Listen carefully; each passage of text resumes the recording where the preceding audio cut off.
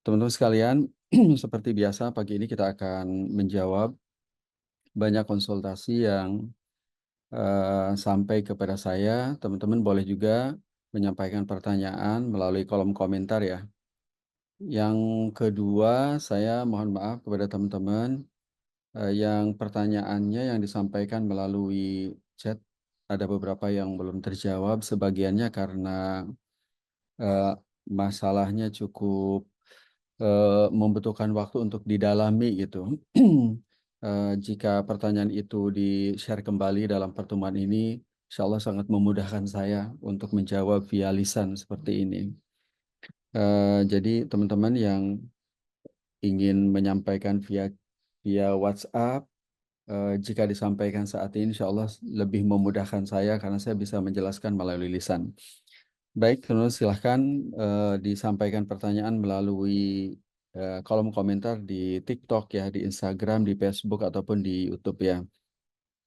Eh, Baik teman-teman sekalian, pertanyaan pertama ini eh, beli kurban saat ini tanpa mengetahui berat hewan kurban tersebut. Bagaimana menurut syariat? Teman-teman sekalian, itu tidak dibolehkan. Itu melanggar rukun akad, baik akad salam ataupun baik itu akad salam jika dananya ditransfer spot tunai ataupun akad jual beli tunai. Nah, karena jika misalnya yang digunakan itu akad salam berarti si pembeli itu pesan hewan kurban, katakanlah misalnya kambing harganya 3 juta, ditransfer pagi ini, kemudian kambingnya akan diserah terimakan nanti H-1 sebelum Idul Adha. Maka eh, jika uangnya sudah definitif diketahui, katakanlah 3 juta, maka kambingnya pun harus sudah diketahui beratnya berapa, jenis kambingnya kambing apa, itu harus sudah diketahui pada saat transaksi akad. Jadi hal ini sebagaimana hadis Rasulullah SAW, man aslafa fal yusli fi kaili ma'lum wa wazni ma'lum ila ajli ma'lum. Jadi barang siapa yang melakukan akad salam seperti tadi ya, pesan hewan kurban, dana ditransfer sekarang, sementara hewan kurbannya nanti diserah terimakan, maka harus diketahui fi kaili ma'lum wa wazni ma'lum ila ajli ma'lum. Tidak hanya kapan diserah terimakan, tetapi beratnya, spesifikasinya harus diketahui. Nah, jadi itu tuntunan akad salam sebagaimana hadis Rasulullah SAW. Oleh karena itu, jika terjadi akad salam, sementara hewan kurbannya tidak diketahui berapa berat dan kriterianya, maka itu cacat, segera diperbaiki. Itu teman-teman sekalian, kita akan cek kembali. Ini ada pertanyaan dari Instagram atas nama Roni Muiz ya, dari Instagram, Mas Roni bertanya, izin bertanya Ustaz Roni, tapi mohon maaf pertanyaan masalah ibadah sholat. Ehm, kalau saya mau bepergian ke luar daerah, naik pesawat terbang, namun jadwal lebih baik, terputus ya. Boleh Mas Ian dikopas lagi ya. Pertanyaan Mas Roni kayaknya terputus. Boleh disampaikan kembali ya. Sambil menunggu Mas Ian menyampaikan sisa pertanyaan Mas Roni ya, saya akan jawab pertanyaan dari Instagram dari Mbak Ida Safitri. Mbak Ida menyampaikan, lebih baik mana kurban atau sedekah ke ibu yang lagi punya utang ya. Jadi eh, sebagaimana dalam infografis yang saya share di akun media sosial. Jadi yang pertama, jika utang atau kewajiban ibu kepada pihak lain itu sudah jatuh tempo, maka maka bersedekah kepada ibu untuk membayar hutang itu lebih baik, itu lebih afdol. Eh, Merujuk kepada kaidah fikih muazanah di mana kewajiban itu lebih didahulukan daripada yang sunnah. Karena membayar utang pada saat jatuh tempo itu kewajiban. Bahkan bahkan menunda-nunda pembayaran utang sementara ia dalam kondisi mampu atau musir itu tidak dibolehkan, bahkan dikategorikan sebagai kezaliman. Sebagaimana hadis Rasulullah, matul ghaniyyi zulmun. Sedangkan ibadah kurban itu hukumnya sunnah ya, menurut mayoritas ulama. Mungkin lebih baik lagi bukan sekedar sedekah kepada ibu, tetapi langsung dibayarkan untuk melunasi utang ibu. Itu em, itu dari apa Instagram atas nama Ida Sapitri ya, atas nama eh, Ida Sapitri. Kita lanjut ke berikutnya. Lanjut ke berikutnya. Mas Ian boleh lanjut ya. Nah, di pertanyaan berikutnya, ini dapat hadiah saat nabung di bank konven, apakah riba? Ya, jika gambarannya adalah, jadi kita menempatkan dana, ilustrasinya misalnya 10 juta di deposito bank konven. Nah, kemudian sebagaimana pemaparan dari petugas bank konven, di hold dalam waktu 1 tahun, nanti si penabung atau deposan akan mendapatkan hadiah. Hadiah misalnya 1 juta. Maka jika menelaah contoh ilustrasinya, maka hadiah tersebut itu sebenarnya interest dari penempatan 10 juta. Dan itu dikategorikan sebagai riba ya, sebagaimana kaidah kullu qardin jarra naf'an fahuwa riba idza kana masyrutan fihi naf'un lil muqrid. Nah, kaidah ini jika dipraktekkan dalam ilustrasi tadi berarti setiap hadiah seperti 1 juta dalam ilustrasi tadi, kullu qardin jarra naf'an, setiap kredit 10 juta yang memberikan manfaat 1 juta kepada deposan itu dikategorikan riba selama itu dipersyaratkan.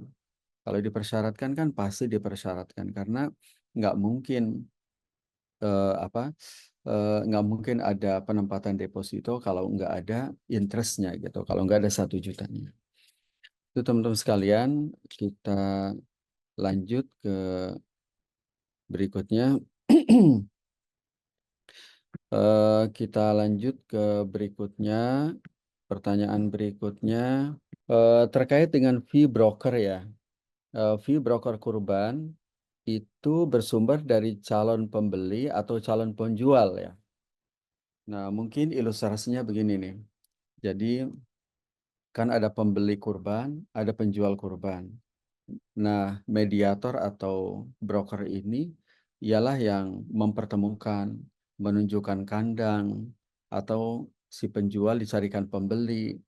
Nah, broker atau mediator ini karena ia berbisnis, jadi ia akan mendapatkan fee.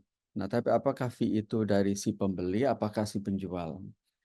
Pertama, teman-teman sekalian, kaidahnya adalah eh, kaidahnya adalah bahwa broker itu mendapatkan fee dari mereka yang mendapatkan manfaat. Misalnya broker rumah. Jadi si A kan menjual rumah, minta bantuan kepada broker. Maka broker akan mendapatkan fee dari orang yang memintanya. Dari mereka yang meminta jasanya.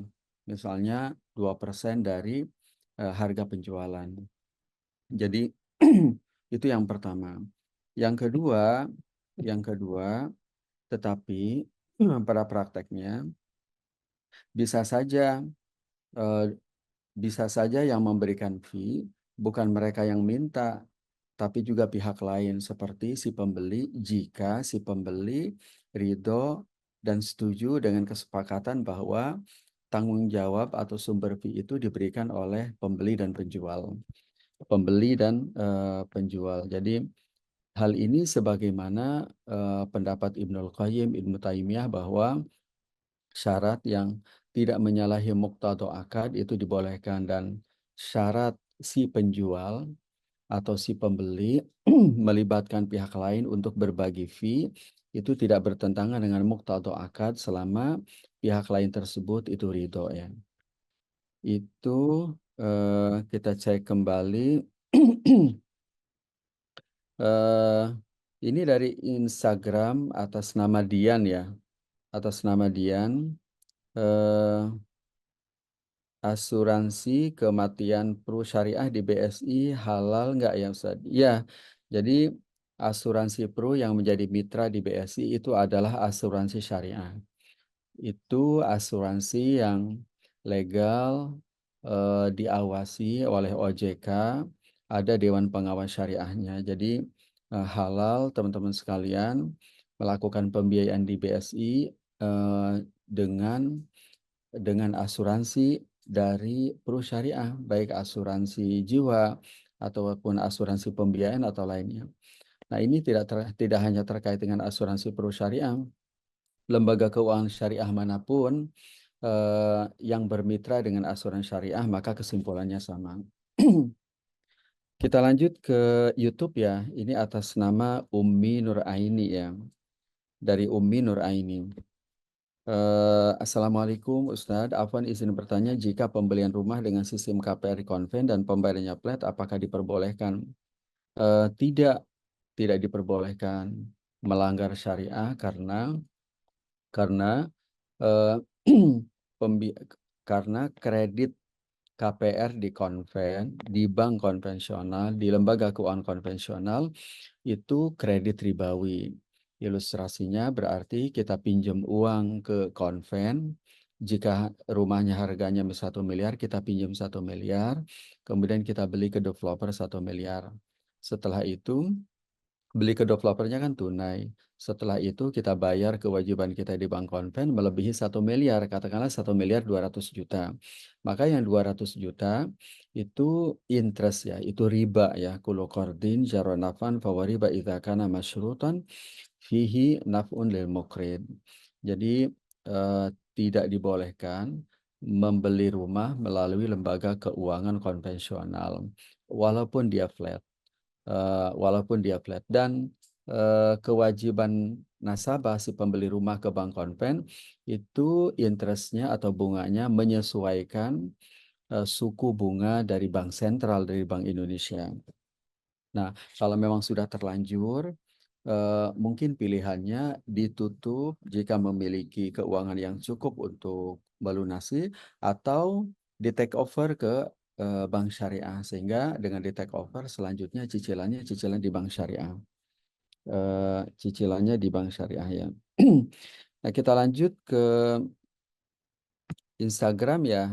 Ini lanjutan dari Mas Roni terkait dengan bepergian. Kalau saya mau bepergian keluar daerah naik pesawat terbang namun jadwal penerbangan bertepatan dengan jadwal waktu nah ini terputus boleh. Biasanya langsung di bawahnya Mas Ian, nyambung langsung di bawahnya di Kopas ya. Kita lanjut ke pertanyaan berikutnya ya. Ya, boleh nggak kalau hewan kurban itu dalam bentuk rendang atau dalam bentuk olahan didistribusikan setelah hari tasyrik, misalnya sepekan setelahnya, 1 bulan setelahnya. Nah, teman-teman, jawabannya boleh ya, boleh selama memenuhi ketentuan kurban, di mana kurban tersebut, di mana salah satu ketentuannya hewan kurban tersebut disembelih di hari tasyrik. Jika kemudian distribusi pembagiannya dilakukan setelahnya, karena proses membuat abon, membuat rendang, ataupun lainnya itu membutuhkan waktu, tidak ada masalah. Tidak ada masalah. Di mana eh, dalam sirah Rasulullah Shallallahu Alaihi Wasallam itu ada satu momentum di mana udhiyah itu surplus, daging kurban itu surplus. Kemudian Rasulullah meminta para sahabat untuk menyimpannya, iddakhiru ya, disimpan untuk kebutuhan tahun berikutnya.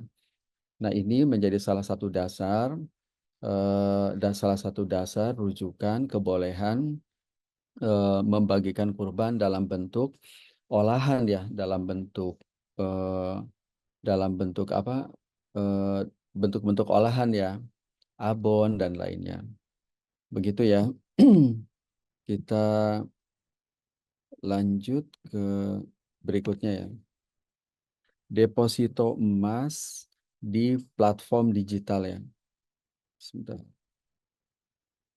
Deposito emas di platform digital.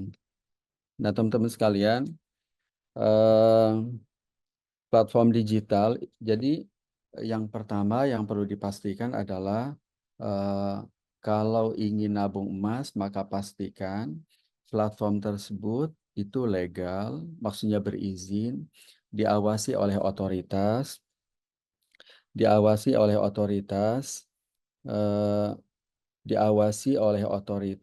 dan tercatat dikelola sebagai lembaga keuangan atau lembaga bisnis syariah. Untuk memastikan dia itu diawasi dan dikelola sesuai syariah. Nah, oleh karena itu kalau memang platformnya tidak berizin atau berizin tetapi tercatat sebagai lembaga keuangan atau bisnis konvensional, maka itu bukan pilihan kita, karena tidak dipastikan sesuai syariah atau tidak. Teman-teman sekalian, sepertinya ada kendala, jadi, saat ini teman-teman boleh menyampaikan pertanyaan ke DM ke saya, japri ke saya melalui nomor, boleh atau melalui Instagram, insya Allah akan saya respon ya. Mari kita tutup dengan doa kafaratul majelis. Subhanakallahumma wa bihamdika asyhadu an la ilaha illa anta astaghfiruka wa atubu ilaik. Assalamualaikum warahmatullahi wabarakatuh.